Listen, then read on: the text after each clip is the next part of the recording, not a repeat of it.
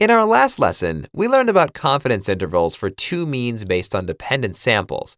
In this video, we will explore independent samples.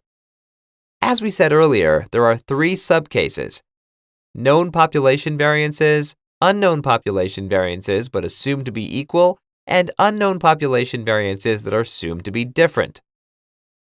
Here, we will focus on independent samples with known population variances. All right, let's jump right into the example that would allow us to understand the concept a bit better. We would like to test the grades of two departments in a UK university. University grades in the UK expressed in percentages. Our samples are taken from two departments, engineering and management.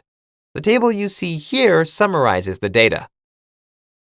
We have a sample of 100 engineering students, and the average grade is 58%.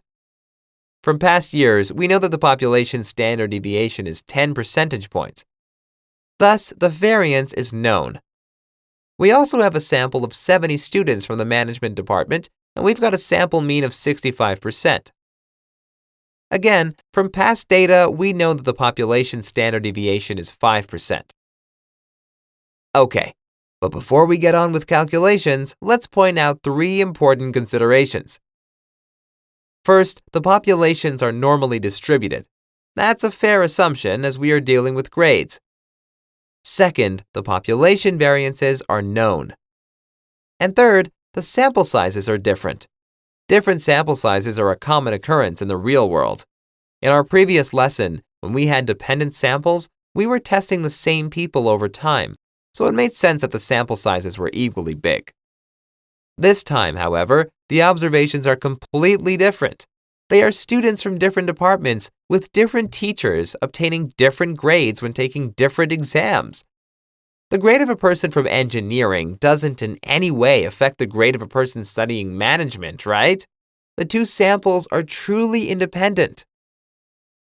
All right, what are we testing? We want to find a 95% confidence interval for the difference between the grades of the students from engineering and management. As with every confidence interval, we must identify the test statistic. Samples are big, population variances are known, and populations are assumed to follow the normal distribution. All this information points us to the z statistic instead of the t. The last ingredient is the variance. We haven't been through enough mathematics in this course to derive the formula, so we will simply state it. The variance of the difference between the two means is equal to the variance of the grades received by engineering students divided by the sample size of engineering students, plus the variance of grades obtained by management students divided by the sample size of management students.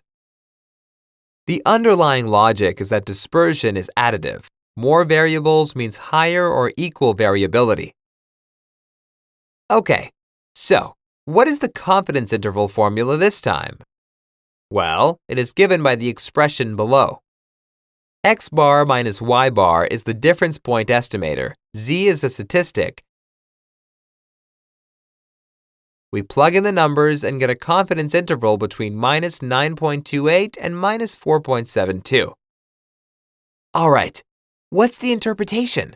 We are 95% confident that the true mean difference between engineering and management grades falls into this interval. Note that this time the whole interval is negative. This is because we were calculating engineering grade minus management grade. As the engineers were consistently getting lower grades, the difference is negative. Had we calculated the difference as management minus engineering, we would have obtained a confidence interval between 4.72 and 9.28. Completely symmetrical around zero. All right, great. Remember to do all the exercises available in the course materials as the topics are getting tougher and tougher. See you next time, and thanks for watching.